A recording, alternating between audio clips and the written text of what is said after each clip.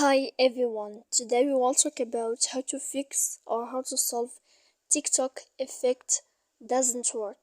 To know how to fix or how to solve TikTok effect doesn't work, you should just go to settings like this. You will click.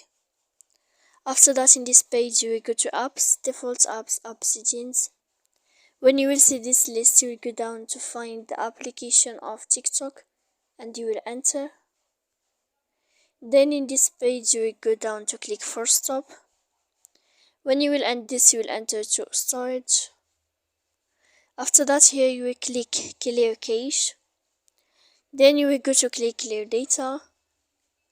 And when you will end all this, you can turn off your Wi-Fi. So please don't forget to support us by like and subscribe. See you next time in another video, and thank you for watching.